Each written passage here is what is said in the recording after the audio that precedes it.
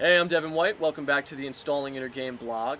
Today, I want to address some of the very practical questions that have been coming in about installing Inner Game. The first one is, can I listen to it too much? Now, as far as I'm concerned, you definitely can't listen to it too much. One of the golden rules of self-awareness is that where you put your attention is where you're going to get your results. And installing Inner Game was designed with the specific intention of making it so that every single sentence is either leading you into a generative place, leading you into the way that you simply are when you're at your absolute best, and when you let go of everything else, so that's magical in and of itself, or it's building systems and beliefs and thought structures that will help to keep you there and help it so that when you somehow get out of it, will bring you back into that place. So you can't get too much of that. You know, what you're surrounded by influences how you are manifesting in the world, and when you surround yourself by something that's giving you really powerful, positive, deep suggestions all the time in a hypnotic way that's designed to actually go deep into the structure of how you consider yourself, and then even deeper beyond that to simply how you are, you're going to get radical results. And the more you have your attention here, the more results you're going to get, and the results are only going to be beneficial. So as for, dosage, have at it, have a good time. You can't get too much. Personally, I just wrote an email to someone saying I've been listening to Kid Cudi's Day and Night probably 50 times in the last 3 days because I love it, and my brain's just like more. So if your brain is going more, great, take advantage of it, ride that wave, have a good time, because you're going to get massive benefits from it. And at some point, like with all things, your brain's going to go, oh, okay, I've had enough of that, at least for now, and you'll take a break. Another thing that you can do is, if you don't want to listen to the whole thing, skip 15 minutes or so into that track and listen to the actual elicitation part, the part where I'm going, so there's this way you are and you know something about it. And the first thing you notice when you're like this is what? Practice that over and over and over again, because the essence of what you want to get is simply, what are you like when you're in this very particular way of being, you as you were born to be. So if you don't want to listen to 72 minutes of it over and over and over again, just skip around, listen to the tracks that you like inside of that one long track. Pretty easy to do. Now, the other thing that's come up is people describing a sense of being a little wobbly after they've listened to it for a while. So I've gotten a number of comments and emails where people were like, I felt amazing, after my first listen. It was incredible, or my second listen, and everything shifted and everything changed. First of all, I'm thrilled. I love hearing that. That's why I do this. My intention with this was to make it so that people didn't have to depend on one person, that they can have something that is push-button simple, and they can download it, and they can have the experience of themselves, for themselves, whenever they want. Now, that said, they have this experience, and they said, by the third day, it was amazing. But then when day 4 came, I felt a little bit weird, and that's perfectly normal.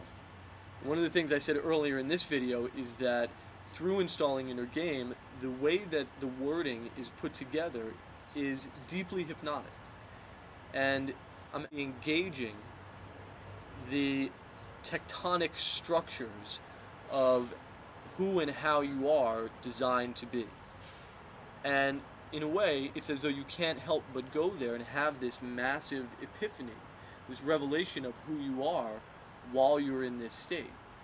Now, if you've spent 20, 30, 40 years having people add a bunch of garbage on top of that, so that you feel all out of sorts a lot of the time, or even slightly out of sorts, or even most of your life is good, but there are just some things that are incongruous, what happens is when you reset to that deep place, then those things don't make sense anymore.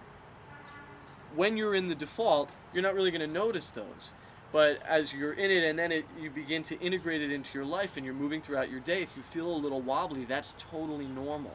that's the whole system realigning into its own perfection, and it's taking the deepening that you're doing of being in the default state and getting deeper and deeper into it and coming to know what it's like in your body. And now it's also expanding it out into all of the different contexts of your life. Some of the people who are writing are saying, I don't have any mental thoughts about what this is about. It just feels like maybe old stuff coming up. Totally reasonable. Probably is old stuff coming up. A lot of the times what will happen is someone will make a decision. They're 18 years old and they have their heart broken and they say, I'm never going to fall in love again.